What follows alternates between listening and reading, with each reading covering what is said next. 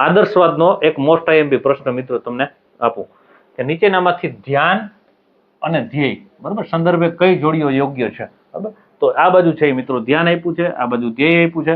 તો આત્મા જે છે કેવો છે ભાઈ? તો કે આત્મા નિત્ય અને અવિનાશી છે. બરાબર છે, આ જોડકું સાચું જ ભાઈ. બીજું શિક્ષક કેવો છે ભાઈ આદર્શવાદની અનુસાર? તો કે માર્ગદર્શન આપનાર દૈવી પુરુષ છે. એ વાત સાચી બરાબર. જ્ઞાન કેવું છે? તો કે મૂળ રૂપે આંતરિક છે. જે જ્ઞાનનો ઉદ્ભવ જે છે મૂળ રૂપે ક્યાંથી થાય? તો કે આંતરિક જે અંદરથી જે છે ઉદ્ભવ થાય. એટલે અહીંયા ત્રીજું જે છે એ પણ સાચું છે. વિદ્યાર્થી જે છે એના માટે શું કીધું છે? તો કે વિદ્યાર્થી શિસ્ત પાલક યંત્ર છે. આ વાત થોડીક વધારે પડતી લાગે. વિદ્યાર્થી શિસ્ત પાલક યંત્ર હોય નહીં. શિસ્ત તો એ કોઈ દી જાળવે જ નહીં, આપણે જાળવવાનું હોય. આદર્શવાદની અંદરમાં શિસ્ત પાલક યંત્ર કીધું એટલે એ વિધાન જે છે ને આ યોગ્ય નથી. એટલે અહીંયા જે છે શું કીધું છે? જોડીઓ યોગ્ય છે.